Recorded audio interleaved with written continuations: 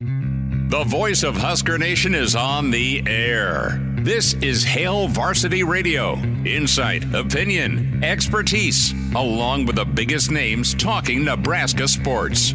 Join in with the show at 402-489-1240 or 1-800-825-5865. Now, here are your hosts, Chris Schmidt and Elijah Herbel. Welcome to it. Tuesdays here. It's Hail Varsity Radio. We're presented by Currency. For all your equipment financing needs, go Currency. Chris Schmidt, not pictured Elijah Herbel. We'll see how quickly we will time him on air. This is the bad scene from Swingers where you're counting for your waitress to come back with your drink. I think Elijah just has to go number one, so we will see how long that takes. Connor, are you uncomfortable there? If you were to disappear, well, that would freak me out because you are technically driving the bus. I think that would be the worst of the two options, probably. You're all right, but Connor Clark, baseball, not tonight? You're not going to be rocking and rolling with Big Ten Plus, man? You're awesome. No, because it's on that's right. You for that. It's on actual Big Ten Plus, or Big Ten Network tonight. Larry Putney's going to rock and roll tonight, but I love counting the cartons of cigarettes you've smoked before your broadcasting and then tweeting at you because clearly that rubs you wrong. I think it's just kind of a funny joke that, honestly, I mean, if you've never heard me talk before, is probably accurate. So it's not, but I could see how you think it is. That was a half carton home run call last weekend. Well, I'm not sure my mic's on here, Connor. There it is. Yeah. With Connor being from Illinois, I know it's legalized up there. We can't be sure that's cigarettes anymore, Schmitty. It is. He's too engaged to be on anything else. Imagine that before a game. Just looking for Cheetos halfway through the inning. Yeah. Hit the snack bar one more time. Lot to get to today. We'll be joined by Husker great and Hall of Famer and World Series champ Joba Chamberlain in hour two. Mitch Sherman was going to be with us in about 15 minutes. Mitch will join us at some point during the show. Mitch is handling a couple of things, and we will get caught up with Mr. Sherman at some point. Numbers to get in for you at 489-1240, 489-1240 here on Hail Varsity Radio. Can email the show, Chris at hailvarsity.com. Watch the show, catch us different platforms as we stream and video. The Hail Varsity YouTube channel. Subscribe to that. It is awesome. Great content there. Can catch our show posted afterwards. The Hail Varsity Radio Twitter handle at HVarsity Radio. Give that a follow. Catch, of course, Damon and Andrew weekday morning 7 to 10. KFOR Facebook and Twitter. Of course, Big Red Baseball going to be on our affiliate 590 coming up at 7. Pregame with Greg and company at 6. So, a lot going on. We have FPI that's been released. Where is Nebraska projected by ESPN? What's the smoke around Dylan Raiola? And a lot of offensive focus today. 2 coaches and a handful of players after the practice this morning. Marcus Satterfield, we'll hear from Sat in a little bit. Donnie Raiola also talked about the offensive line. Ben Scott was there, which was good. The center for Nebraska, Teddy Prohaska, Big Ted made an appearance. So all of that is handled, and we'll get to it as well. Let's just dive in real quick on Raiola before we talk spring game.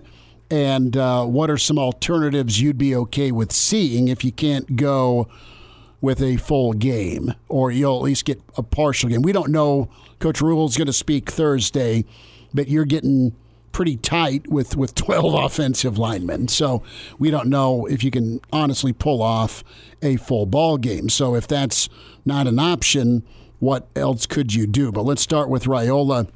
And if you just type in Raiola and search on Twitter, there is so much smoke out there with the number one quarterback in the country and a wide receiver that didn't visit that long ago, Mr. Wingo, and a guy that's 2 thumbs up given by the Georgia faithful, Aaron Light, just tweeted this out a few hours ago, 5-star 2024 quarterback Dylan Raiola, 5-star wideout Ryan Wingo look more and more like a done package deal. Georgia about to run away with this class of 2024. You've had different crystal balls flip Wingo and Raiola, and Aaron Light, again, a guy who covers the Georgia Bulldogs, says that they may not wait till that June visit, that official visit. Raiola's been to Georgia quite a few times. Great relationship with the new offensive coordinator, Bobo. And, of course, Kirby Smart is about as competitive as you get. And Kirby's landed high-profile quarterbacks before. Georgia's got a good track record of big-time wide receivers that have gone there and then thrived in the NFL. Wouldn't shock you, they're the number one team in the country. As a Nebraska fan, there's been a lot of hopes pinned on Raiola coming to Lincoln. Nebraska's fought a good fight. We don't know that it's over. But, guys, let's go around the horn here. It wouldn't shock you. It can't shock you that if you're Nebraska and you lose out to Georgia or you lose out to USC, it's nothing you've done. It's just what you haven't been able to do yet. And the difference here in future recruiting battles for Nebraska football is to be, I don't know if they'll ever be Georgia. I mean, you can climb up to be a college football playoff team. You can be in that tier for sure. You can be a conference champion. You can be a team that is beyond, well, hey, they're bowl eligible. Because Nebraska's trying to get there now. And in year 1, year 2, year 3, year whatever it is under Coach Rhule, that's the aspiration, is to be a team that competes for championships. But you got to start at square one, and that's where Nebraska's at right now. So if you're losing out to a team that's won back-to-back championships or a team that's in this run of Heisman winners and Rose Bowls and the great Lincoln Riley, Nebraska, the fact that they may have led the race for a little bit, I'm not saying the race is over. I don't know. I haven't talked to the Raiolas. I don't know what the kid's thinking. But it's going to happen until you can do something about it for these high-profile recruits on the field if you're Nebraska.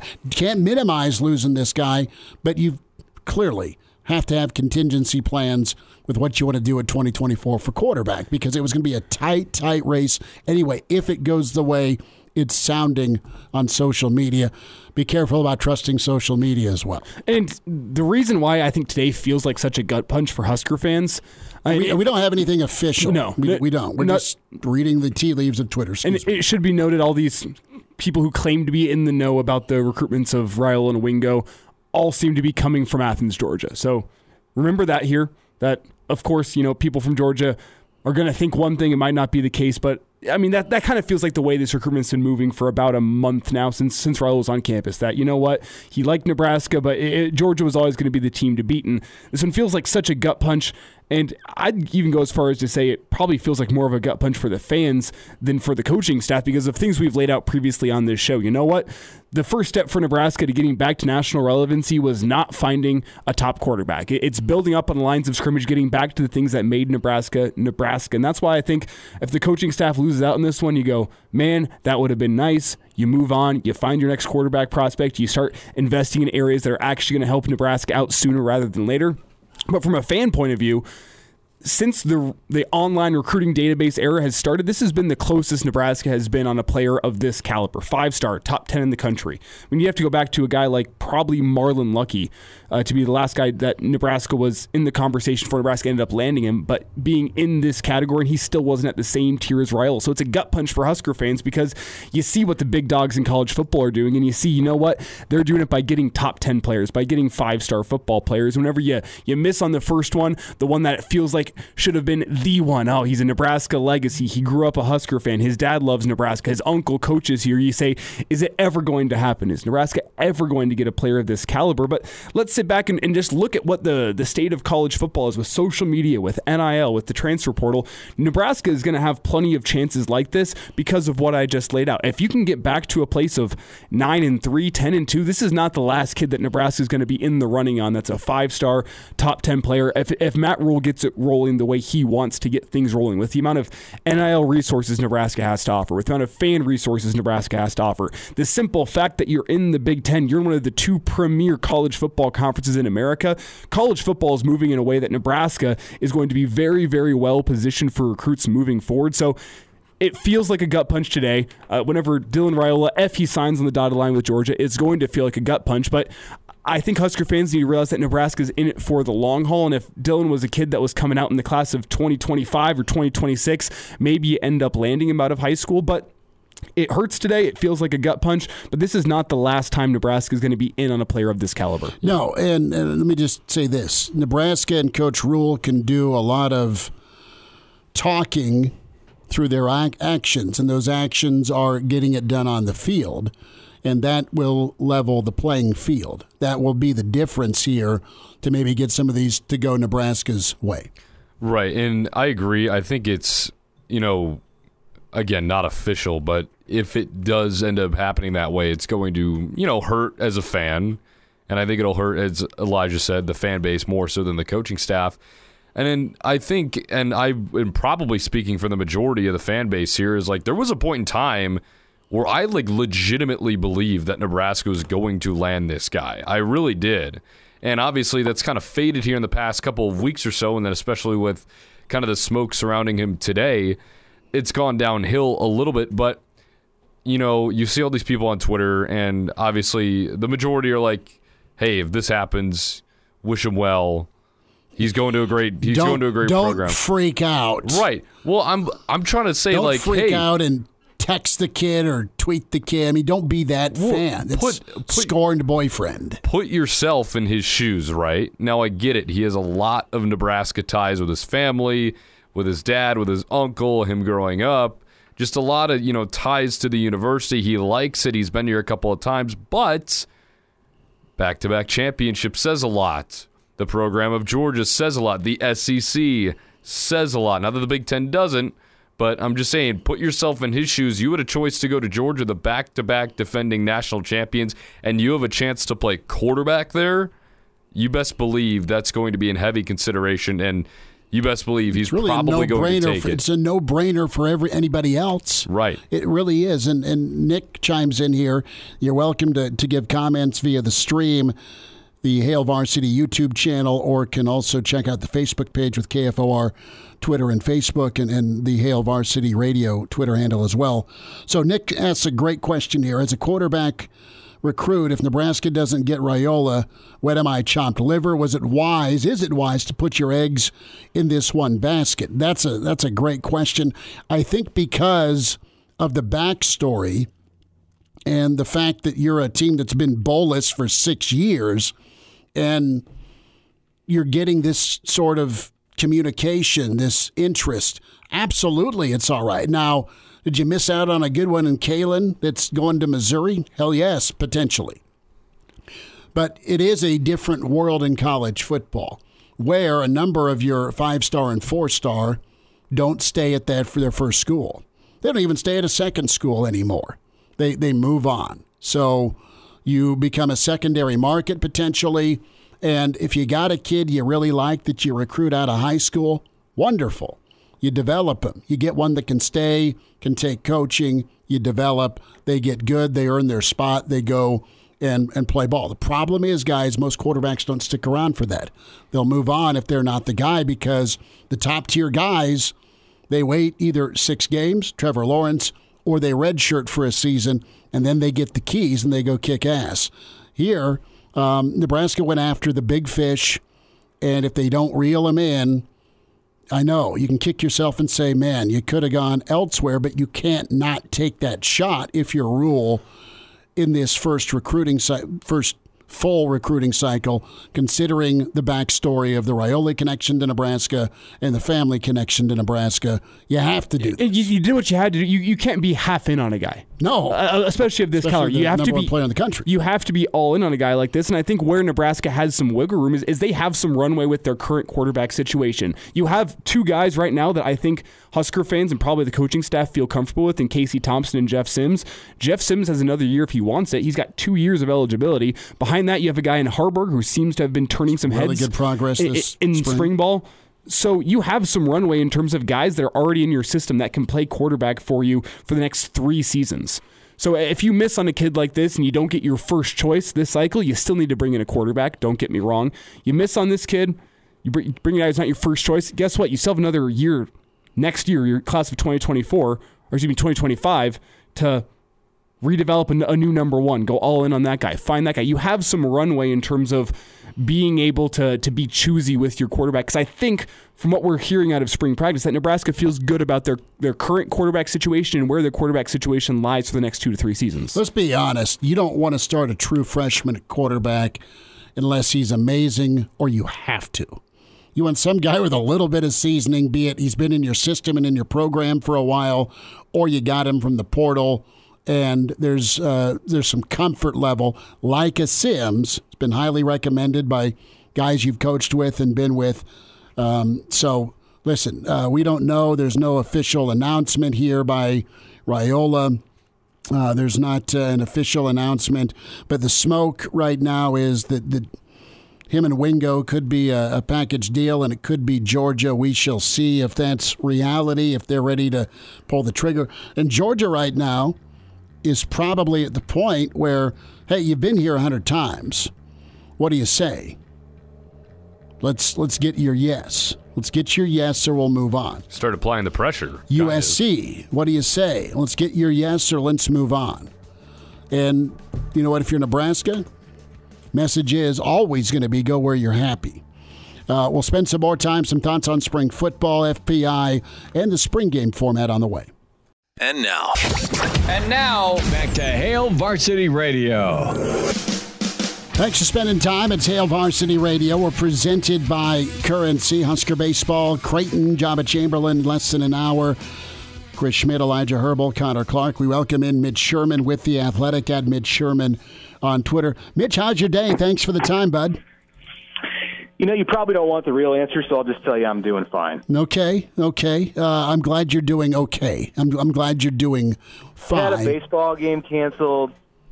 I won't even get into it. Oh, dude, dive in. It's been a couple of days. It's less tame than the Twitter meltdown over the Dylan Raiola rumors. Yeah, he's not committing to Georgia today, I can tell you that, but you can probably expect that to happen in the next few weeks. Yeah, I was going to say, timeline has been accelerated. But let's just walk that line real quick, Mitch. Say this happens. Say Raiola says Georgia's the best spot for me. The connection's great. They're the first to offer me. I've been there. My dad and Stafford are old chums.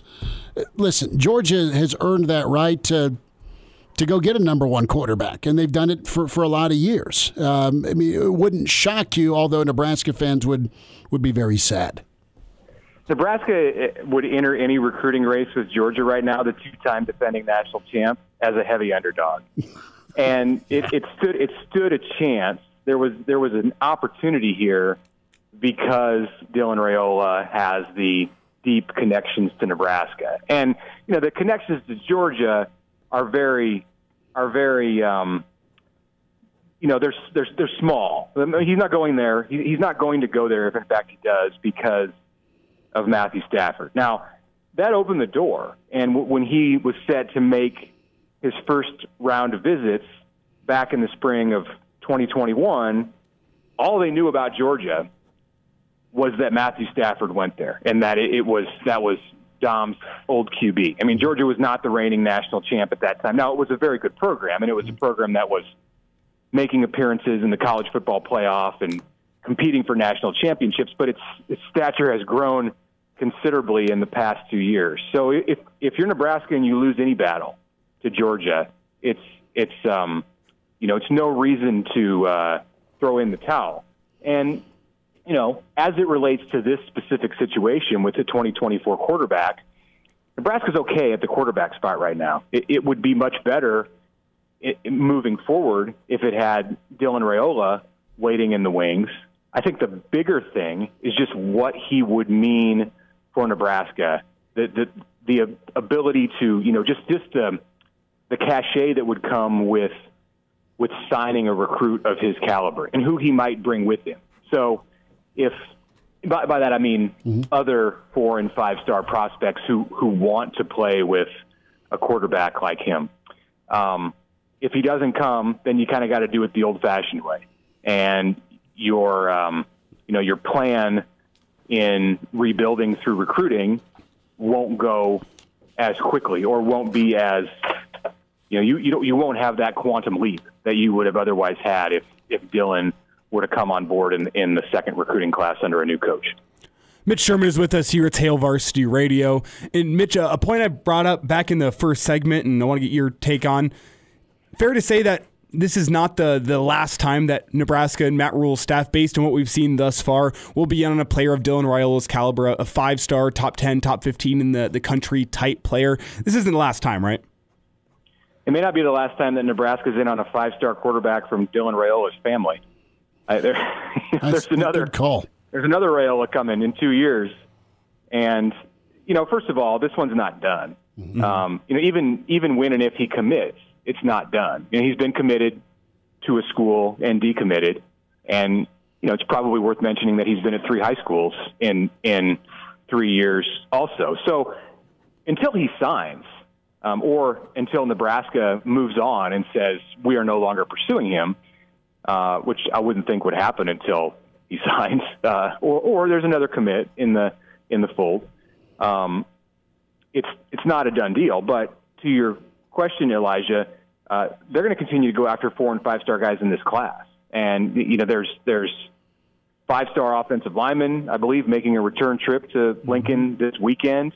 There are others who came at the end of March, 4- and 5-star players that they continue to recruit. There will be new players who emerge on Nebraska's radar in this 24 class, and I expect that they'll go after even more of them in the 2025 class if things progress on the field the way that Matt Rhule and his staff envision. Mitch, how do you feel about Nebraska's quarterback room right now going forward in the next couple of years? Because that's something else we talked about in the first segment. And right now, obviously, it's pretty full, but how do you feel about that progression in the next, say, 2 to 3 years? Well, first, I don't think it'll be this full on August 1st, or even maybe 2 weeks from now. Certainly 2 weeks from now. Somebody's going to leave, maybe a couple of players, and I'm talking about the scholarship guys. You're not going to move forward with this many. That if Nebraska has to get down to 85 on scholarship, which it does, it's going to have to be more selective at the quarterback spot, and those are discussions that are happening real soon here. If not this week, before the spring game, which I don't really envision. It doesn't sound like that's what Matt Rhule has on his mind and what Matt Rhule wants to do before they go out and work in front of the fans on Saturday. Those conversations will happen real quick thereafter, and a couple guys are probably going to look to find new homes. That said, if it's as long as it's not, and I don't know if there's anybody in the room. Well, I mean, certainly Jeff Sims is going to stay, and Heinrich Harburg is going to stay. But beyond that, you could potentially see anybody leave. I don't envision Casey Thompson leaving, but it's going to depend on his situation and what he thinks, what opportunity he sees for himself to be the starting quarterback at Nebraska this year. And it probably also depends on what else is out there. Does somebody have an injury in the spring game? Some Power 5 program that thinks it's set at quarterback have a guy go down with an ACL this week or next week. And if that's the case, it can change things for a lot of players who are in a situation like Casey Thompson or like Logan Smothers or like Richard Torres. So, all of that said, I think this quarterback position is in good shape. You can always reload quickly because of the portal and the number of guys who are available, usually in that December-January period.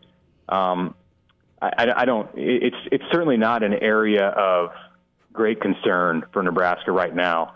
And I think Matt Rhule is positioned with the resources that he has and the staff that he has and the offense that he runs and a number of other things, intangibles in the program, to be able to recruit well at that spot. Mitch, really fast here with the quarterback battle. It's the most intriguing quarterback battle in Nebraska since when? I think you can go back to either Adrian Martinez's freshman year with Jebby, or maybe you go back all the way to Taylor Martinez's redshirt freshman year against Cody Green. But how far back do you go in terms of the intrigue with this quarterback battle? You're just throwing away the Tommy Armstrong, Ron Kellogg battle. That is off to the side, Mitch. I think that was more of an in-season battle than a spring. There was the Joe Daly, Zach Taylor, Harrison Beck. Who else was in that group? Bo Davis. Don't you ever forget Bo Davis. Yeah, that was the first year under Bill Callahan, and this one has a little bit of that to it because you have a returning starter. You have a new guy who's experienced coming out of the transfer ranks. So I'm equating Jeff Sims to Zach Taylor, and then you have some returning players. That one was over pretty quick, and by the end of spring, Zach Taylor was the starter. I don't know that Nebraska is going to name a starter this weekend, or even have a presumptive starter. I think there's still going to be some drama and intrigue that goes into August, most likely. Not 100% on that. The battle in Scott Frost's first year with Martinez and Jebbia and Patrick O'Brien, that there was you think back on it and it maybe doesn't seem like it was all that intriguing, but in the moment it was. And that one went to the end of August. Mm-hmm. So maybe we'll have a repeat of that. You live in the moment, and there's some recency bias in thinking that this one's the most intriguing. But I don't think it necessarily holds anything over the top of that one 6 years ago. Mitch, I wanted to get your thought on spring game format, and we're going to get into this in a little bit. But what can Nebraska do to get the work they want to get done out there Saturday, but also balance that reality of 12 offensive linemen? I mean, is there a contingency, or is it a running clock deal? I know Coach Rhule really wants to have a game, have a contest, have competition. Yeah, I think they'll have a game for as long as they can, within reason. The second half is probably not going to resemble what he's talking about. I think the second half will probably be, and he hasn't said this, that he's going to use a running clock in the second half. Maybe he won't. I'm basing that more off historically what we've seen with the second half in a spring game, and it just kind of, if there's 30 minutes on the clock, the second half lasts about 32 minutes. And, maybe this will be different and it'll go longer and it will resemble a game. Everything that he said is that he wants it to be like a game. I kind of take that to mean he wants the first half to be like a game, but that's something that we can ask him on Thursday before Nebraska goes out and practices under the lights. Rhule is going to address the media one more time before practice on Thursday. So that will, they're not going to practice again before we hear from him. So where they're at right now, injury-wise, is where they're at when he makes his final comments ahead of the spring game. And Marcus Satterfield said today that the linemen have held up, so they're ready to go. They're going to play a game unless something dramatic happens on Thursday. And I don't even think that's a padded practice. That's more of a situational thing where they're going to get out under the lights and work on. You've got 6 yards and 2 downs and 8 seconds. So, go do it. There's going to be a few series with the one defense against the one offense and the two defense against the two offense. And then I think they'll assess from there. And obviously if you start having injuries and a lineman goes down, then you probably have to just change the format. And, and they may have to do it. They're so thin and they're walking the line so closely at the offensive line position that you could conceivably have to adjust midstream if somebody turns an ankle and another guy has a knee injury, something like that. They can't just throw a defensive lineman in there and say, okay, go play offense. Mitch Sherman with us from The Athletic, at Mitch Sherman on Twitter is where you find him. Mitch, real quick, what's coming up from you on The Athletic? Got a spring game primer tomorrow. We'll have some more preview coverage of the spring game and kind of reviewing spring ball between now and Saturday, and then should have some fun with some things and some interesting stories. Got some interesting stories that are left over from even before the spring to tell this weekend. I did get the chance to talk to Eric Crouch this week about his old coach, Frank Solich, returning, and got Eric's thoughts on that. Those were good to hear, and that'll lead the piece that I have up tomorrow. which is then gets into some other spring items. Mitch, take care, bud. Thanks for making time. Okay, thanks a lot, guys. He's in his 30s, but sounds like he was born with a stogie in one hand and a brew in the other. Now, say my name. It's Schmidt on Hail Varsity Radio. I got the body of a taut, preteen Swedish boy. Good stuff from Mitch Sherman. Be sure to check that podcast out. Spotify, iTunes, Google Play for Mitch. You want the full Mitch experience, check that out, the full show. Also with Hail Varsity Radio, 489-1240, 489-1240. Or can email Chris at HailVarsity.com, Chris Schmidt at Schmidt_radio, Elijah Herbel at Herbal Essence on Twitter, Connor Clark at C_Clark_27. Big one for Nebraska baseball tonight. Joba Chamberlain will help break that down here in about 20 minutes here on Hail Varsity Radio. Spent a lot of time talking Dylan Raiola if and when he goes the Georgia route. Mitch put it perfectly. You have an apples and oranges. He didn't say that, but that's what you got right now with programs, not necessarily history of programs, but what you have with Georgia, and they're appealing. They're absolutely alluring for five-star players to throw the football, to block, to go. Their identity's been incredible interior physicality with the defensive line, but they're not a stranger to a first-round wideout or tight end or running back. Nick Chubb seems to be doing well in Cleveland with 300 totes a year. So that the surrounding cast is great. I thought Mitch just nailed that segment with Raiola and Nebraska continuing to fight the good fights. Well, it might not be apples to oranges. It might be apples to very underripe oranges. What are you going to pick there? Like, yeah, stuff that you bought and threw once upon a time on Memorial Stadium turf during the Oklahoma or Colorado game. Well, yeah, it's like this orange. You could wait for it to be. It'll be good here in a little bit. But are you hungry now? If you're hungry now, you take the apple, which is Georgia. But if you're willing to wait for this orange in the long run, it could be better for you. Once it gets ripe, but it's just not ripe right now. It'll taste a lot better. Yeah, it is. It'll taste a lot better. Let's get into the spring game. Guys, I know that we heard from Satterfield, and we'll hear a little bit from him right here. But quarterbacks, that has my attention. I know the team identity and how far Nebraska football goes will be based on offensive and defensive line play. I completely get that. That being said, there is so much intrigue with the quarterbacks. We're going to get to see Sims, and it sounds like he's had a really good spring. He's had really good moments at Georgia Tech. Super talented athlete. You got to love the run-pass option with him. But the guy I'm excited about and was super thrilled Nebraska got him, I think there's a lot of Nebraskans pulling for Heinrich Haarberg because he is a Kearney kid. He's a talent that Nebraska was able to get. Little rocket arm. But he's just been gathering dust aside from a spring game a year ago or 2 years ago whenever he put that 2-minute drill and that last-second touchdown together. Didn't have the greatest completion percentage, but kid was pretty awesome on third down. Yes, it was a spring game. But Haarberg, with his size and toughness and athleticism, the fact that there's been some footage of him throwing blocks and hurting people or running people over. I mean, Nebraska fans love that.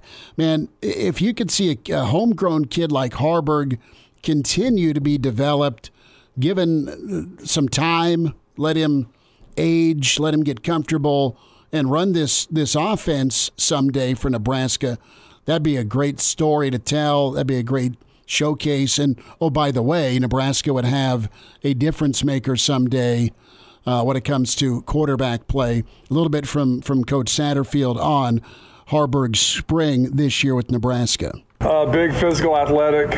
He's not just a runner. He can throw the football as well. So, he allows you to be multiple in a lot of things that we're doing offensively. Really pleased with his development thus far through 12 practices. Is he pushing Jeff as much as you'd like? He is. I think there's a healthy competition there. I think that, they both have their good days, but I think they're, the iron sharpens iron, and all the quarterbacks in the room are really pushing each other. How would you describe him as a runner? Big, physical, Eric Crouch was at practice today. He's a little bit bigger than Eric was, but he's not scared to get downhill. He runs like a running back. He's a big kid that has his superpower is running the football and being physical. So that about 3 questions on Haarberg we just kept all in, and you heard Coach Satterfield liking his progress. But those are two guys we're anxious to see on Saturday with their development. And I imagine Tony White will keep it pretty vanilla. I imagine Satterfield will keep it pretty vanilla, but you're going to get to see a game setting and how do guys respond. They've been doing it all spring. They'll do it in front of 60,000 plus of their closest friends. But on the same wavelength there, do we really think that spring game performance is going to matter in the long-term evaluation process of these quarterbacks? No. That's a question that I have. It's a part of the grade, but it's not like the heaviest. Well, I think your 2 scrimmages that we didn't get to see are your midterms. When you look at the fact that you're going to be putting at least one of these quarterbacks behind a ragtag group of offensive linemen, guys that are going to be down the depth chart once this fall comes around, and how much not in their normal position. Not in their normal positions. They're not playing next to the guy they're used to playing next to. It's hard to say. I mean, even with just the offensive performance in general, if you don't have an offensive line that you can rely upon, that you think is going to be one that is in your 2 deep come this fall, I mean, what are you going to be learning from the spring game, from running back performance to quarterback performance? And that's why we have this discussion point all week long. We want it to be a game. How much of a game look can you really get whenever you're throwing a guy out there who's going to be, he's going to be your 4th string offensive guard next year. He's going up against your 1 defensive tackle. How much of a look are you really giving that 1 defensive tackle, and how much of a look are you really giving to the rest of the offense whenever that's going to be an issue all game long? And I'm not trying to minimize the spring game as a whole. It just is one of those things where I struggle to see how this is going to actually look like a game. It will, but it's going to be your 1s v. your 1s, theoretically. Your second team versus your second team, your third team versus your third team, and maybe you drop in Haarberg with your 1s. Maybe you drop in your third team with your 1. Let's see that look with the rest of the composite offense that maybe you're projecting as a 1. Well, something that really stood out to me in that handful of answers was, we've talked about this before too, but how physical that they describe him as a runner, and why not throw him in with the 1s, but throw him in maybe in a different spot? Because we've talked about maybe moving him some sort of way before of the quarterback. Throw him in as an offensive lineman? Well, maybe not that far, but you throw him in and give him the ball. Like, if he can run like that and he can be all physical, and we know he's fast, I see you give him the ball and see what he can do at a different position too. Not saying that quarterback isn't going to work for him, but we've had the discussion earlier in the offseason. Was like, all right, if Haarberg's not going to be, say, in the top 3 or 4, where else can you use him? He's got the frame. He's got the physicality, at least it sounds and looks like through those videos of practice that we see. I'd be really intrigued by that. Could work, but it's also really cool to have him rolling out on a run-pass option. That is true. And see if he can find the tight end or tuck and run.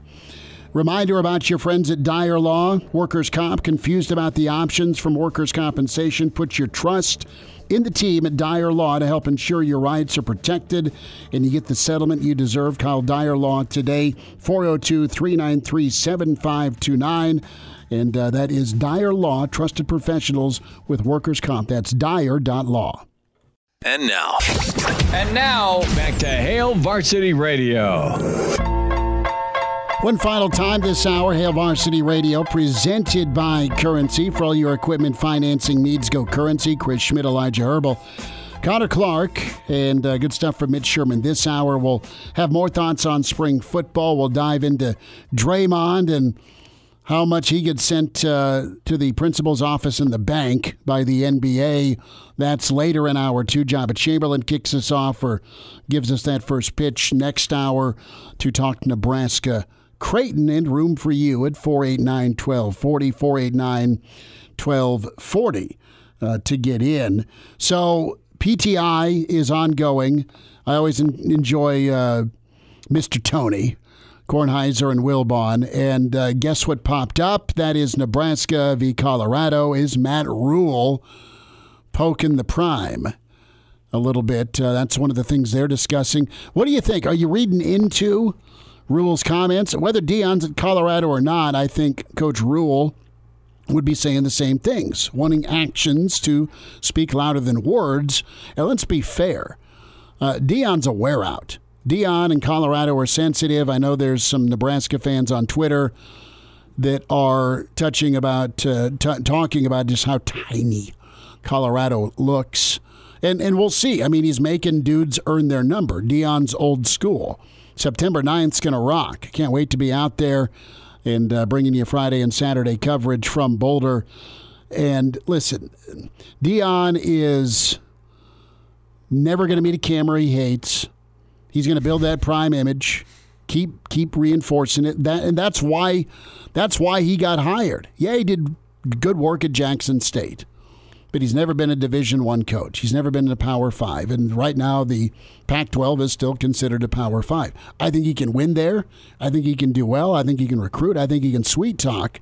But, I mean, the guy is very selective with who he spends his time with. And he may get in a living room, but he's pretty good right now about sending his assistants out to go talk to the kids. I don't know how much travel time Prime's done to go see kids or how much FaceTimes he's given them when they visit. Probably a little bit, but I mean, he's coming in with all sorts of swag. It's either going to be great or terrible. There's going to be no gray area with Deion. He'll either resurrect Colorado or he's going to flame out, and what the hell were we thinking? But the point Colorado's at right now, as bad as they've been, as many hires as they've botched, they had to go get him. Well, and simply put, whatever I see, I mean, you mentioned the fact, there's not a camera Deion doesn't like. Matt Rhule's kind of the same way.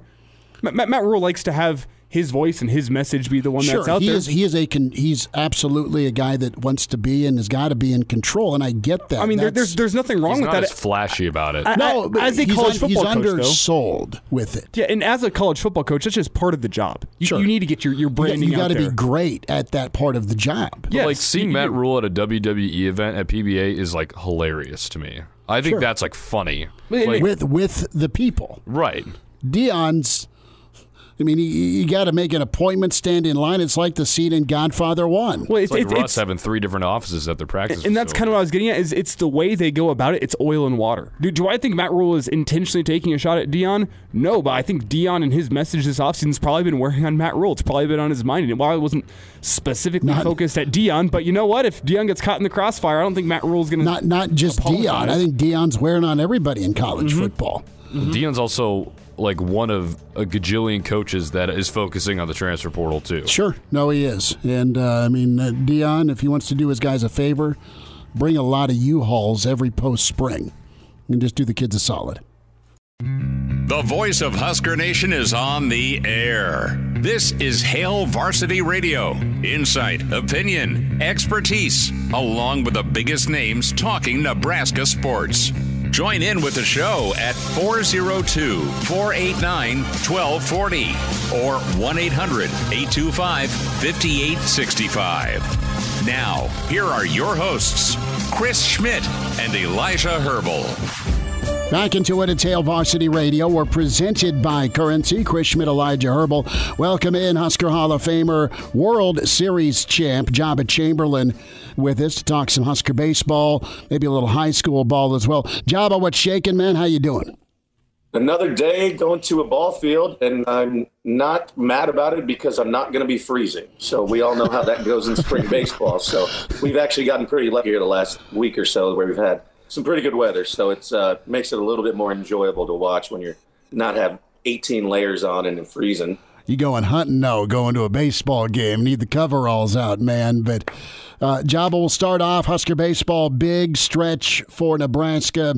Creighton tonight at Haymarket. I know this series has got a special place in your heart. I want to start there with the Nebraska-Creighton rivalry, what it meant to you and what it's been like. I mean, Nebraska's dropped their last 4. How do you take it as a former Husker? I mean, it's one of those things. It's like where you want to win so bad, sometimes you press. And it's, you come off a great weekend and then you go into this and it's like, okay, it's not just a midweek game, because we know how some of those midweek games with, South Dakota or, those schools like that, where it's like, okay, we're going to get some work in. But I think just the pride and the bragging factor of state, versus state. And we've struggled against UNO and Creighton. I mean, it's no secret. And it's sometimes when you know each other so well, and a lot of these guys played with or against each other growing up, and you just sometimes press where you just, when you go play at Michigan or somebody like that, it's, you react and, okay, this is going to be a tough game, but let's stay within ourselves. Let's not try to do much.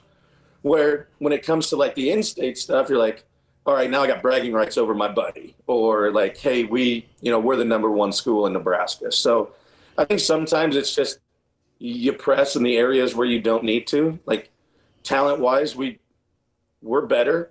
But just sometimes it doesn't show up because whether you press in or, don't come up with a big hit or, just a slew of things that can happen. But just watching these over the last few games with Creighton and UNO, and, we had our chances.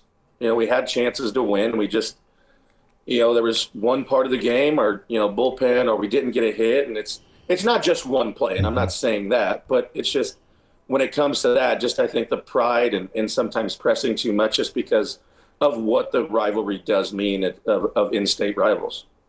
Joba, you think there's also an element of, you talk about how these guys, they played against each other in high school. They may have played with each other in high school.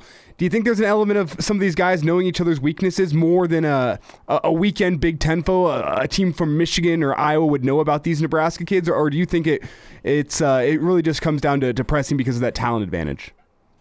I think a little bit of both. I think when you grow up with a guy and you play with or against him for as long as, you can remember, because, travel ball is kind of full time now. And I think there's just that bragging rights of like, I can send a text and be like, haha, I gotcha. And then I think there's a little bit too of, pressing and wanting to, beat them because you're more talented and that you can get it done.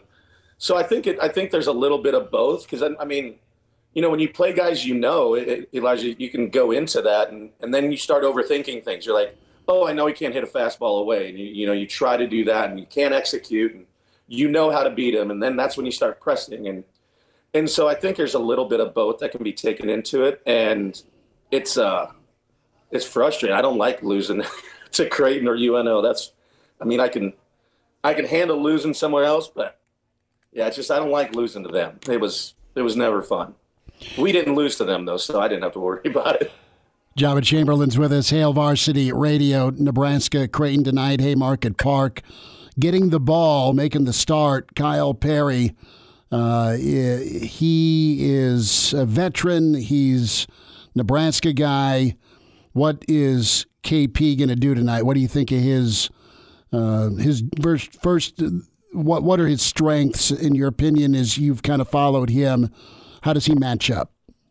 I think it's a good matchup. I think if he can establish his fastball early, and I think his fastball plays up a little bit. Obviously, being from the left side, and he's been there. He's done it. He's pitched in big games. Coming off a good outing, I think, what he go inning and 2/3 or something like that, and it looks good. And I think it's building the confidence of obviously he's probably not in the situation that he wants to be in, but these are perfect times to get out of those and to show, you can step up. I think it's just early establishing his fastball. Obviously minimizing walks and doing that, where that's kind of got us in trouble a few times this year. And maybe don't hit 5 people. That usually helps too. But yeah, I think he goes out, the first inning is always huge, just to go out and set the tone and know, kind of what you have and how you can go from there. So I think it's just establishing the fastball early and winning the 1-1 counts, because 1-2 is a lot better than 2-1. Yeah. And obviously pitch count too, early count contact. And I think they'll have a game plan. They always do. Those coaches are so prepared, and sometimes it's just you got to go out there and just let them hang. and go to work and go out there to prove it. And I think KP's been in this situation. He's pitched in big games. Like this isn't going to catch him off guard. He's going to be prepared and ready to go. So, just with the few losses that we've had to these in-state rivals, I'd like to take this one tonight for sure. Well, with KP and just the mentality to have the opportunity, right? It says a lot with Christie and Will giving him the ball, doesn't it? And I think that's half the battle sometimes is, expecting something and then maybe it doesn't go your way, maybe you get hurt or whatever. But then when they basically say, hey, here you go, you know what, that's a confidence that you believe in me, that I can get it done. And sometimes that's all you need, because this game is hard. And when you start second guessing yourself, oh, am I good enough? Can I do this? You start getting into your own thoughts. And baseball is a game of failure. And we all know that. It doesn't make it any easier, and we don't like to fail. But sometimes it's just getting that opportunity, like, okay, now I can take a deep breath. I know what I need to do. Like, don't overthink it. Just do what you're good at. And sometimes just the confidence of, hey, here's the ball, go get him, is all you need. And it could change it around. And like we've talked about on the show before, is you can never have enough arms. And you get into these stretches where, you got 2 midweek games, then you go into a big series, and you're going to need depth and pitching, and, always finding that person that, steps up, and it's like, all I needed was the chance. And I think that's a huge part of it, and can affect somebody's ability to execute and not overthink, and just to believe in themselves that they can do it, because they showed that they have enough confidence to give me the ball. Joba, whenever you look at a midweek game like this, how did you go about flipping the switch between daily life and then getting on a baseball field? Because these guys, they're going to class this morning. Some of these guys could be writing a paper right now for all we know, and then they got to show up and go play a baseball game tonight. How do you flip that switch between daily mundane life and then you need to be locked in, you need to be ready to go for a baseball game? It's actually kind of nice, because you don't sit there and think about it all day. It's some of those Saturday mornings or, Friday nights. And it was always nice, because during most of the day on Friday, I was in class. I only went till about noon so I could go home and nap before the game. So Katie Jewell was a saint about doing my schedule. So love her for that. I like it more so because obviously I never pitched in any midweek games. That was my bullpen day. So I would always throw a bullpen on Tuesday. But you don't have to sit there and overanalyze, okay, here's my scouting report, this is what we got to do. Well, you're in an econ class, you're writing a paper that is due by 7. So you're trying to get that done. So your mind necessarily is getting a break away from overthinking it. So it's easy to turn on, though. It's one of those things where you're driving, and as soon as you get in the clubhouse, it's like, okay, it's time to go to work. So I always liked it, and I liked pitching on Fridays, for obvious reasons. Mm-hmm. But I was able to not have to think about it all day. Did I? Yes, 100% I did. But you're not overanalyzing and looking so much into it. It's like as soon as you get to the yard, then it's like, okay, you turn it on. And so it's kind of nice to break up, not having to think about it all day. Mm-hmm. Joba, I want to talk about this Big Red offense, of course, with what's gone on with Anderson and Bryce and of course, Swanson. Some parallels with the 05 team, numbers-wise. But do you like this group? 2 guys, right, or, over 400. You had a powerful team in 05, obviously. And do you see some of those similarities? Any guys on this squad remind you of some of the talent you played with? Yeah, I think as I was looking, and obviously this is the first time since 2005 we've had 3 dudes in double-digit homers. And I find that hard to believe, because we had some guys in between that could hit. But, just to watch. And I remember when one of our first shows we did this year, we were talking about Max and how, he was freshman year to this. And then, sometimes less is more, and just simplifying it and just knowing and believing. And we've seen it all year. And, he's such a value to the team because, he can play different positions. And I think the parallels between us and 05 and this team is like, we can run, we can hit, we field the ball. Our team ERA, I think we're still at number 2. Fielding, I think, are we still 1? Right around there. Yeah. And so there's not a hole. I mean, it's always trying to find one more arm. I think Will has done a fantastic job. Something that they probably didn't expect, and we've seen what he's been able to do. And I think it's just from top to bottom, it's kind of very similar in the aspect of the ways that we can. We got guys that can handle the bat, that hit and run. I think about the guys. Is there ever going to be another Alex Gordon? That's going to be tough. I mean, it's just what he did in college baseball was disgusting. Like it was fun because I grew up with him, and so I knew how good he was. And then as playing against him, it wasn't very fun. And then playing with him again was obviously awesome.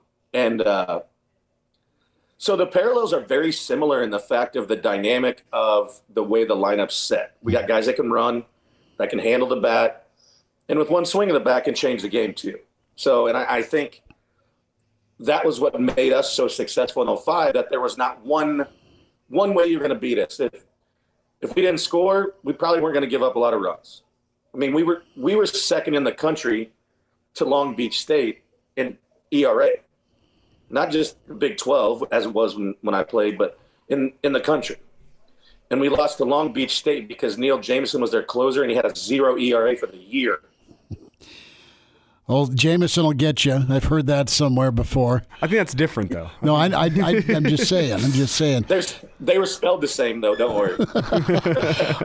Joba Chamberlain's with us. Joba, you look at where the Big Ten is at. Nebraska percentage points in first place, yet the RPI's at 109. Iowa has had some strong wins, but didn't have a good weekend against Minnesota. But it's a monster stretch where your top 2 probably get in, but as an at-large, man, you are rolling the dice. Are you nervous about that for Nebraska's postseason? Yeah, I mean, obviously the Tier 1 win with Vandy, obviously the Michigan has helped, but yeah, that's just the hard part. I was reading articles from Kendall Rogers, and he was talking about the 4 Big Ten teams that are going to get in, and we weren't even a part of it. And I'm like looking, and then I was like, well, he's not wrong just because of the strength of our schedule. And it's just, you never want to put it in the hands of the committee because look what they did. We won the Big Ten, but yet Maryland and Michigan get in, and they're not stuck with Arkansas like we were.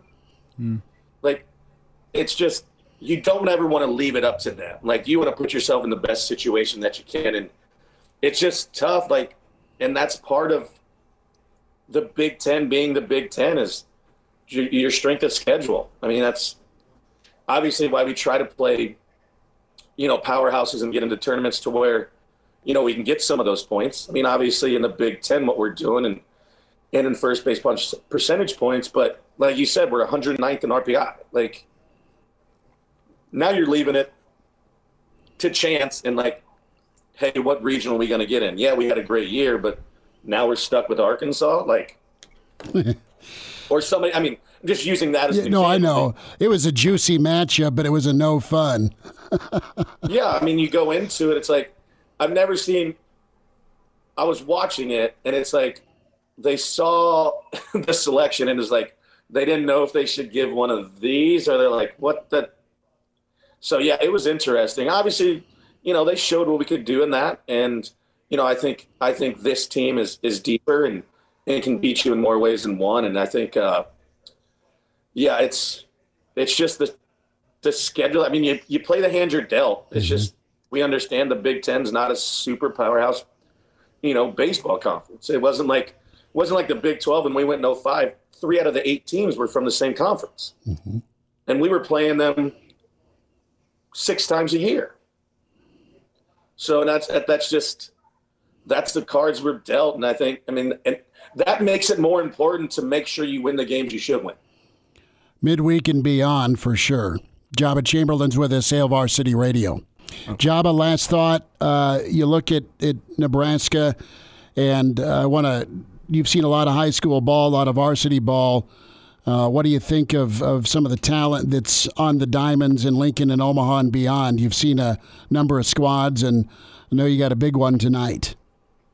You know what? It's crazy how much all of these kids that do this 24/7. Like, there is no off season. Like, there's no off switch. And we've got some great talent coming out of here. Everything from, Vanderbilt to obviously Nebraska to Tennessee, LSU. And it's fun to see. And, some of these kids, Carter's played against his and seeing the opportunities and what baseball is doing in the state of Nebraska it's been awesome to see. Obviously Omaha schools are a little bit ahead of us as far as facilities and things of that nature, but the talent in Lincoln is just as good in Omaha. And, it's so weird, like, having these conversations where it's like this freshman is committed to Nebraska or Michigan. The odds of them staying there are slim and none, but it sounds sexy to say that, hey, I'm a freshman and I have a scholarship offer. Like, and I get that. Don't get me wrong. But I think a part of it, like, makes me a little bit sick to my stomach too, is because these kids still need to be kids. Like, this isn't a job. It's fun, and we all want our kids to be big leaguers. Mm-hmm. But the fact of the matter is that's probably not going to happen. I was fortunate enough to be in the right place at the right time and spent 11 years. And I'm very grateful. But the fact of the matter is that going to happen to my son? Do I want it to? Yes, 100%. But the odds are not in his favor. And that's the hard part where I'm like, just chill, go hang out with your buddies, go play poker. And I think that made it more fun for me when it became a job, is because I was able to be a kid. I was able to go to games. I was able to hang out. It was never all the time, go, every weekend. We did our Legion stuff. We didn't do prospects. We didn't travel everywhere. And so it made me appreciate it more when it actually did become that. And kind of as we were talking earlier on the show, like, breaking it down, like, some of these kids, this is all they do. Like, school's not important. Hanging out is not important. It's like, hey, where are you at? Oh, we're in Jacksonville this weekend, or what. I was like, do you ever stay home? Like, there's kids like that. And I think being at every level of the game of baseball, and, from playing Rebels to playing high school to playing Legion to playing college to playing in the minor leagues to playing in the big leagues, like, it just made me appreciate it more. And I know there's some kids that's their choice, and I'm not disagreeing with that at all. But a lot of it too is parent driven, where you didn't make it and your kid has talent, and not to say you're forcing it on them, but I've seen it come where they've been doing it for 10, 12 years and could go to college and do it. Mm-hmm. But they're so tired of the weekend and everything and just not having a normal – and I've seen it more so in the last couple of years with the guys that Carter's played with, and where it's just like their season's over and it's like, I just want to be a student. Like, I want to be able to hang out. I don't have to worry about study hall or, classes or lifting or whatever. And so the talent and everything is awesome. I just hope and wish some of these kids that are making the next jump to these schools that they get to enjoy it. Sure. And they get to take the time to embrace, like, you're never going to do this again. there's a lot of guys you're going to play with that are never going to touch a baseball again. And you got to just cherish the memory, because it can all be taken away, or they just don't want to do it anymore because they've done it for so long. Yeah, the burnout's very real. I could have said it better myself with people I played with from watching high schoolers now. I see more kids that go play a semester of college baseball and burn out and go back and just be a student because they're already playing 100 games this summer as a 15-year-old kid. Yeah, I mean, the burnout's real, and the pressure they put on themselves is real, or maybe the outside forces of the pressure, to your point, Joba. I mean, you got to have a balance, and you have some kids that are just wired where they absolutely love it, and they say, give me more games, right? So you just got to find that sweet spot for sure. Joba, go ahead. They do it all the time, and hopefully they, like I said, enjoy it. And it's like, yeah, it's cool to say, hey, I'm going here, I'm going there, but at the end of the day, it's not about that. It's creating the memories and actually being in the moment. Like, there's times where you get caught up, and it's, you play 12 games in a row, and you're like, where are we at now?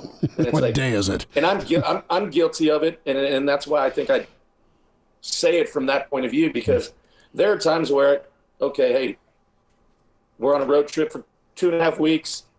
This is it. And not being in the moment, just like, okay, I have to do this, I have to do that, where I want these kids now to enjoy it, because you may never play again.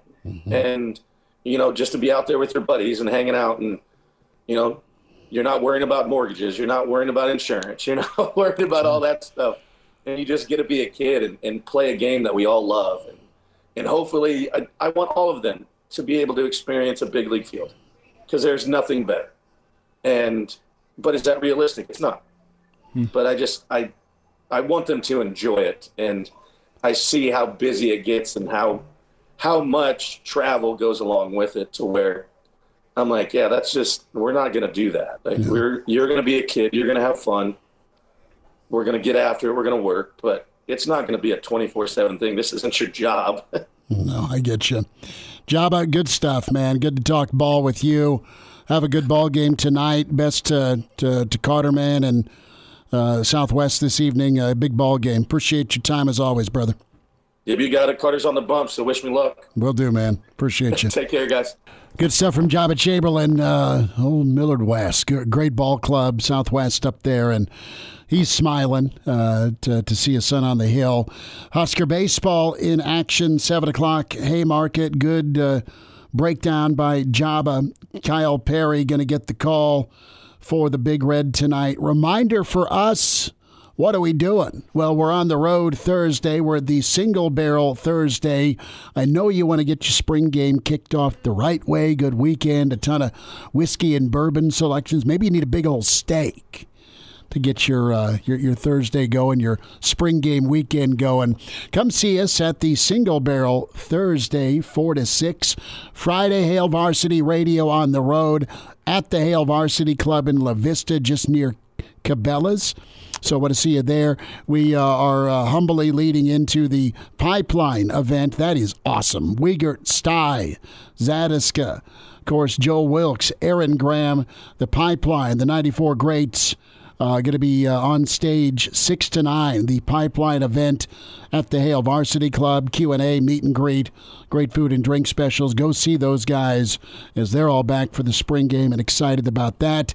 So that is Friday night at the Hail Varsity Club, hailvarsityclub.com. Log on, get more info there. The great folks from Pipeline Jerky helping with that as well. Get some jerky, first and foremost. And then Saturday, back at the Single Barrel, we will do maybe a little red beer to get your morning / spring game afternoon going. You'll need something to keep you warm. So we're there 11 to 1 or just before kickoff. 1 o'clock kick, of course, Nebraska v. Nebraska. There I'm done filibustering with our schedule. But Thursday through Saturday, end of this week, we are on the road. Really excited about that. And this weekend is it's gonna kill me with my diet, because I intentionally planned it out this spring. I know I'm not working out. Just forget about it. See, I'm not working out this weekend. That's its own thing. But like at the diet, no red meat, no alcohol. Like that's the only thing I want during the Husker football. There are certain diets that you can find that are only red meat and alcohol. I wouldn't call it a diet, but yeah. No, I guess you could. But okay, vodka does what to you? From a even keto folks can do vodka. Well, yeah. And then red meat, if you just do the protein, squeeze a little lime in there. I was going to say, what does vodka do to me? It makes me introduce myself to the girl at the end of the bar. That's what it does. And vodka makes her call her bigger boyfriend and say, you in the stash, get on down the road. Love that. The old courage. I like it. Okay, Nebraska does what tonight? They've got to have it. You want that momentum to continue. Iowa, it looms. Midweeks have been a bugaboo. Joba said it right. I mean, you give it to a guy who wants it, has an opportunity. And we spend a boatload of time talking confidence. We have for football, we have for offensive line. Well, that theme transitions over to Nebraska baseball tonight. I don't think they're doubting their confidence. I don't know if you can go play well and play angry, but I kind of get that feel for Nebraska baseball tonight. They're sick and tired of this in-state losing streak, and they go to a homegrown, a lefty that really could kind of kick off we're past the halfway point of the season. Kyle Perry's a tremendous talent. Kyle Perry's a guy that wants to go out a certain way. And man, he has a chance to kickstart that tonight. And getting back to Joba's point, I don't think being angry is what's going to be needed. It's going to be being focused. Can you combine that passion? I believe they're focused. Well, completely. I mean, that's what lost in the game in Omaha. Can you combine though that passion, that anger that you don't want to lose? Can you combine that with focus? So you're, as Joba said, you're not too amped up. You're not trying to do too much. You're not trying to be too perfect with your pitches. You're not trying to, go up there first pitch swinging every single AB because you want to hit a home run and you see the first thing that looks all right coming out of the hand. Like, there's more to baseball than just being amped up, juiced up, ready to play. And Will Bolt, that was what he said post-game last week, was I'm not sure these guys were ready to come out and play. I don't think that's going to be an issue tonight. The question is going to be, can these guys play baseball up to their own level by settling into a baseball game and remaining focused for all 9 innings? It's going to take 9 innings tonight because Creighton's, we saw it first time around, they're not going to go away. They're going to stick with it through the 9th. Can Nebraska get the pitching? Can they get the run support? I think somewhere in the range of 5 to 6 runs should get it done, assuming Kyle Perry does what we think he can do, him being back in that starting role. We'll see, but I feel good about where Nebraska can be tonight. The question is who hits a home run, because statistically there's going to be one. There's got to be. What's the number? We kind of did the over-under. How many total home runs? I mean, Nebraska's been on this multi-homer tear. They get over-under 3? You're back at home. Over-under 1.5. 1.5. I'll take the over. Yeah. Over for sure. What's the over-under on Draymond's timeout? We'll get there. Craziness in the NBA last night. And now, back to Hail Varsity Radio. Thanks for spending time. Podcast is there for you. Spotify, iTunes, Google Play. And ways for you to download each segment or the show. Do so. Watch the show, the Hail Varsity YouTube channel, Hail Varsity Radio Twitter at HVarsity Radio. Catch Damon and Andrew weekday morning 7 to 10. We're on your way home. And Hail Varsity Radio Twitter, the way to do that. Chris Schmidt, Elijah Herbel, Connor Clark. As let's spend some time on the NBA. Listen, I got sucked in because 20-plus years ago, I liked the Kings. I liked Weber. I liked the Marlboro Man, Vlade, Vanilla Thunder, Jason Williams. They were a party to watch, and they were epic battles between them and the Lakers. Shaq would always call them the Queens instead of the Kings. You had Portland, and as our old buddy Jim Rome used to call them, the Trail Gangsters. Portland was incredible with Rasheed Wallace. So that was some fun post-Jordan NBA memories for me. And I don't watch the NBA as much as I should or used to. That said, I'm fascinated by the storylines of Golden State, how they've kind of limped in this season. And then, oh, wow, the Kings are a 3 seed, and they're fun. And I remember the names that came out of some of the schools in these drafts a few years back. These players have matured. They're good. Listen, Sacramento's still a lot of fun to watch. And you had Mount Draymond melt down. And listen, part of me is Draymond is a necessary evil on every team you have. You want the Rodman-type dude that can not only get under the opponent's skin, but is incredible about embracing his role. He doesn't care if he scores. He can score, but he's going to be your enforcer. He's going to rebound. He's going to pass. He's going to make the great basketball play, the right basketball play, and he's going to be physical for you. And he's all about team. He wants to win, but then there's a glitch. And last night was one of those glitches, and he's sick and tired of what he feels has been some non-calls. He's been a multi-time All-Star. He's a multi-time NBA champ. You want some star treatment, and he's sick of Sabonis flopping around. That does not excuse nor green light you to go trampoline on a guy. And this could really sink Golden State, fellas. They're down in the series 2-0. I expect a multi-game suspension here, a couple of games. And can Golden State rally and kind of figure out a way to survive till he gets back? And listen, if you're Steve Kerr, did you shut the office door and scream at him? Because you've got to be above that frustration. What you've been so good at in your career, and that's poking and prodding, you may have cost your team another chance at a run, and you may have found your way out of Golden State. And yeah, I get it too. The NBA playoffs this year, at least thus far, through the first couple games that we've seen, it seems like the refs have been letting the guys play a little bit more physicality. Me. Yeah, fine by me as well. It's actually watchable. Exactly. It is. Exactly. You don't have a whistle blown every 30 seconds. You be a little more physical. But I understand how Draymond could get frustrated by that because of what Golden State has been, and that's kind of the weakness of Golden State is out physical them, and some of the cracks in their armor start to appear, and that's what Sacramento's done for them for the first two games. They've gotten physical with them. They haven't always given their shooters landing spots on the floor. That's been making the Golden State shooters angry. Regardless, Sacramento's up. Yeah, the old airspace is very important with all those jump shooters. Yeah, and Sacramento's done a great job limiting the airspace, and refs haven't called it, so they keep on doing it. So I can see how Draymond gets frustrated, but that was just ridiculous. Because I see Sabonis going down. I see him flipping over and seeing a foot and lower leg right in front of his face and saying, I don't want this to get stepped on, or this to step on me. I'm going to protect myself, make sure that the person here knows, hey, there's a body, there's a face underneath you. You know I'm here. Was it worthy of a foul call, a common foul? Yes, 100%. You can't grab somebody's leg like that. But the way that Draymond responded was uncalled for, warranted an ejection. I think it warrants at least a one-game suspension and pretty large fine. And the reaction from both sides kind of says it all, where Draymond's team, well, they're evaluating Draymond for an ankle injury after getting that his leg grabbed. Yeah, okay, sure. The ankle grab was not Colorado v.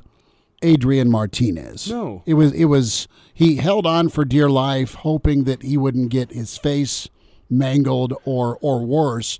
And then Draymond's like, "Dude, get off of my ankle!" And he's ticked off about the interaction he had with Monk the game before under the baseline. Here's the play. Here's the Iron Eagle and Jimmy Jackson. Here's how it sounded and was on TNT last night. Green gets tied up, and a technical has been assessed. Sabonis is down. Let me say this. Draymond stepped on him, but Sabonis grabbed his leg first. Domantas Sabonis writhing in pain. Now watch the end of this play. As he goes down, watch him grab Draymond right there. Now, that right there is where the foul came in. So he grabs Draymond's leg right there. Now Draymond steps on him.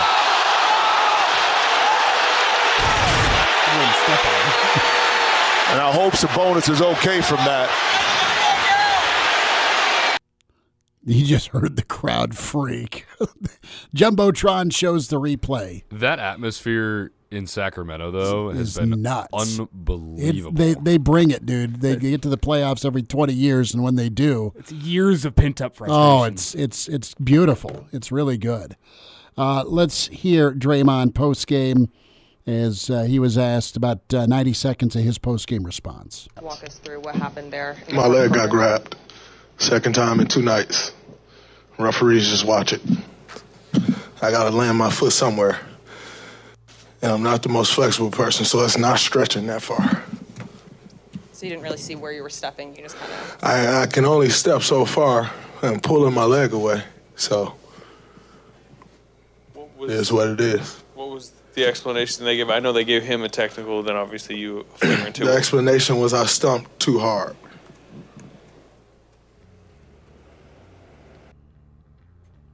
We'll have more from Draymond. It's okay. He's a villain, and I think that post he's absolutely a villain. The fact he's a villain. What was ridiculous was him yelling at fans in Sacramento. That was crazy. With Jordan Poole just laughing the entire time. That the Golden State reaction that was poor and shows it was must see TV. I mean, he wasn't going into the crowd, but man, he was absolutely taunting. We'll wind down to Tuesday next. And now, back to Hail Varsity Radio. One final time on a Tuesday, it's Hail Varsity. We're presented by Currency. Chris Schmidt, Elijah Herbel, Connor Clark, and can always check out things with your friends at Currency for all your equipment financing needs. Go Currency. So we want you to buckle up. That is first and foremost. If you're heading on the road for the spring game or any other time, using a seatbelt, it saves lives, prevents injuries only if properly worn. Buckle up. A message from the Nebraska Department of Highway Safety Office. Could you see the NBA going old school here and protecting a series, protecting a star, probably sending the wrong message with a stomp? I think back to the stomp before the shot heard around college basketball in '92. Leitner physically stomped on a Kentucky player, was assessed a technical, was still around in the ball game to drill one on Pitino. Leitner was not tossed. Do you toss and suspend Draymond? Do you find him a buttload of money and still let him play and not fine or hammer Sabonis for the flop? And I know he'll claim self-defense here with, I was going to get stomped on. Listen, Sabonis didn't get, Klay Thompson's one of the least physical people in the NBA. And there's no way Thompson went WWE and just cleared him out of the lane like that with that much force for him to fall to the ground. He was trying to draw a whistle, I think. I agree. So do you just find the hell out of both of them and let this series keep playing out? Ask yourself this. Did you give him a suspended sentence? If Draymond hadn't stomped on Sabonis, would Sabonis be fined? No. No, not at all. And if Draymond had injured Sabonis, which was very possible there, whenever you stomp on someone's ribs, like that may have hurt him for this series. You're affecting the play of the series. So do we wait on the medical report? Well, the medical report is no broken bones from Sabonis, which is great to hear. But the intent from Draymond was to go out and injure Sabonis. Whenever you stomp on somebody like that, if you were trying to remove him from a series by stomping on him, I think you need to remove Draymond from the series for at least one game. I don't think Draymond can, dude, he's the last guy in the world I'd want to get in a fight with. And there's a lot of guys that I wouldn't want to get in a fight with, but if he wanted to end the guy's series, he could have. As bad as the catapult was, it wasn't to the point where, I'm going to really hurt this guy. I think you have to look at Draymond. It was bad, but it wasn't like I'm going to break his ribs. I think he was trying to. I think you have to look at what he's done in the past, though. I think that has to play into it at some point because this is his reputation. Awful. I mean, he's been known to stick fingers in people's eyes to get him in the sensitive areas. Now you stomp on Sabonis. I think he played rugby. You have to assume intent to injure whenever he has shown intent to injure previously in his career. And if there's intent to injure, I think you need to suspend for one game because that could have completely changed the complexion of this series. So I think the punishment in reaction to that should fit that, and it should change what the Warriors have to do for at least a game. I think you have to suspend him for a game. Sabonis, I don't think he deserves to get fined. I think you probably fine him just to show, we're fair. This wouldn't have happened if Sabonis wouldn't have grabbed the leg, so we fine him too, but I don't think he deserves a suspension. Reggie Miller and Jordan got into an embarrassing claw fest. Game 6, they got teed, but they didn't get tossed. The Pistons and the Celtics. I mean, you had full bore punches, choking, and we've seen the footage. And they got ejected during the game, but they weren't suspended beyond. We'll see what the NBA comes down with. Fun today. Thanks for spending time with Hail Varsity. Back at 4 tomorrow. We're presented by Currency.